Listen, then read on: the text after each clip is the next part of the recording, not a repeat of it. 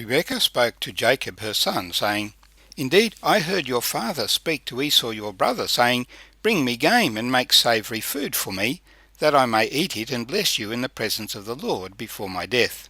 Now therefore, my son, obey my voice according to what I command you.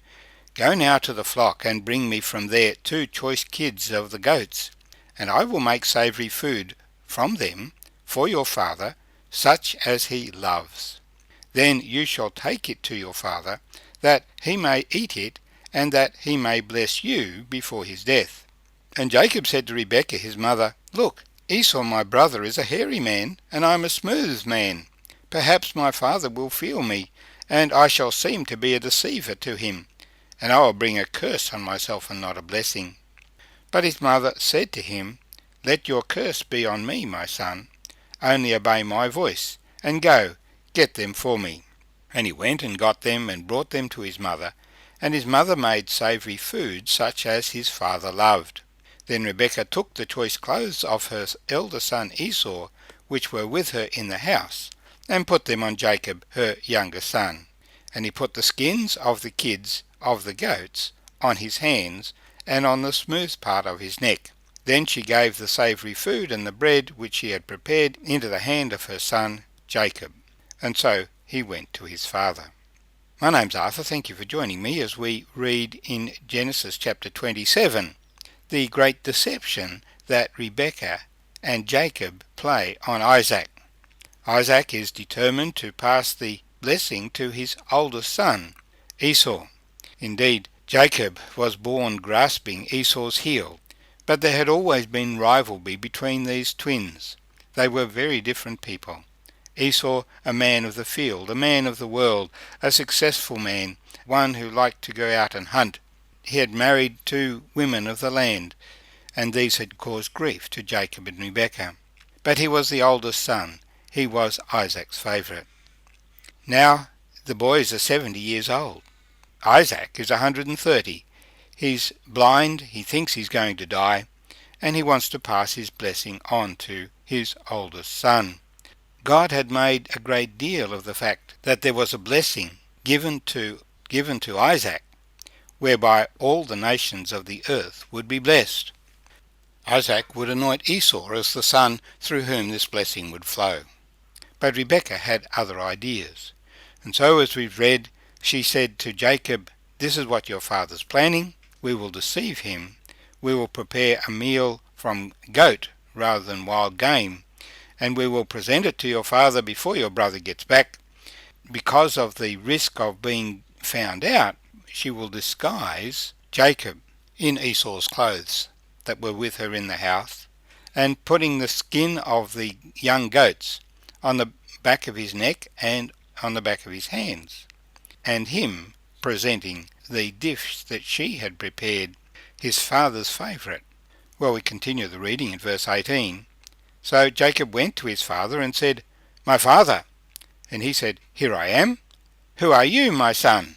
And Jacob said to his father, I am Esau your firstborn. I have done just as you told me. Please arise, sit and eat of my game, that your soul may bless me. But Isaac said to his son, How is it that you have found it so quickly, my son? And he said, Because the Lord your God brought it to me. Then Isaac said to Jacob, Please come near, that I may feel you, my son, whether you are really my son Esau. So Jacob went near to Isaac his father, and he felt him, and said, The voice is Jacob's voice, but the hands are the hands of Esau. And he didn't recognize him, because his hands were hairy like his brother Esau's hands. So he blessed him. Then he said, Are you really my son Esau? And he said, I am. He said, Bring it near to me, and I will eat of my son's game, so that my soul may bless you. So he brought it near to him, and he ate, and he brought him wine, and he drank. Then his father Isaac said to him, Come near now and kiss me, my son. And he came near and kissed him, and he smelled the smell of his clothing, and blessed him, and said, Surely the smell of my son is like the smell of a field which the Lord has blessed.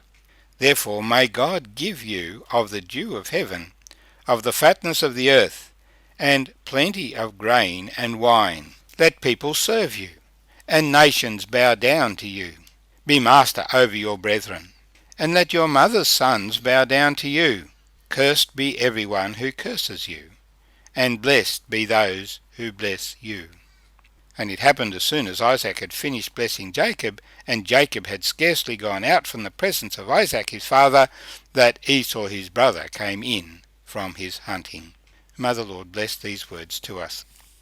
We'll see what happened between Esau and Jacob next time. But let's focus on the deception that Jacob pulls on his father Isaac. And when we see the words that his father would bless him with, we can see why there was rivalry between the sons as to the blessing, because the blessing was not just that they would have a successful life, but it was the Lord's blessing, the one whom the Lord would bless. Neither boys were perfect, but Jacob would in time have that experience of God. His heart was in a better place, it seems, than Esau's heart. There's no way that Jacob could disguise his voice. And this is the thing that gave him away to his father. His father immediately picked up on the fact the voice is Jacob's. But everything else seemed to be of Esau. When he felt him, the goat hair on his hands and his neck, then he said, the hands of Esau. And when he smelled his clothes, he smelled the smell of Esau, the outside, the country, in his clothes. And he asked him twice, are you really Esau, my son? And Jacob affirmed that he was. Now we should not consider that we should lie in any circumstance. We cannot justify lying and deceiving and pretending to be somebody else out of this story. Jacob was lying because he did not yet have that personal experience with God. But God knows the end from the beginning, and God knows the future, and so God will take Jacob when the Father's blessing comes upon him and would make something of Jacob. He would become a prince of God. He strived for godliness. This was his desire. He wanted the blessing of God in his life. He didn't quite know how to get it, and the way he went about it is not right, but he desired it, and God honoured him for that desire. When he came near to his father smelled his clothing and said, surely the smell of my son is like the smell of a field which the Lord has blessed. It is the blessing of the Lord that we need to desire in our lives. He sees that smell as a sign that this is where the Lord's blessing lies. Therefore may God give you of the dew of heaven, of the fatness of the earth, and plenty of grain and wine.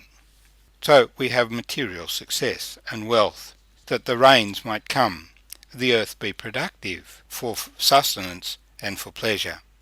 And then he says, let peoples serve you, and nations bow down to you. Be master over your brethren, and let your mother's sons bow down to you. Now this is a prophetic statement. God has preserved the descendants of Israel until this day, and at times nations have bowed down. In the time of David and Solomon, nations came to learn the ways of the God of Israel. But it was not sustained, and at this present time many nations despise Israel, and particularly his brethren, the Arab people, the other descendants of Abraham, despise Israel. They want to annihilate them. They greatly outnumber them, but God has preserved Israel for the sake of Abraham and Isaac. And so he says, let your mother's sons bow down to you. These Arabic peoples, descendants of Abraham, will in the end acknowledge the God of Israel and our Lord Jesus Christ. And finally, words that were spoken to Abraham are repeated over Jacob. Cursed be everyone who curses you, and blessed be those who bless you. And so we bless the nation of Israel, that God's blessing might fall upon us as well, as we see those who curse Israel suffer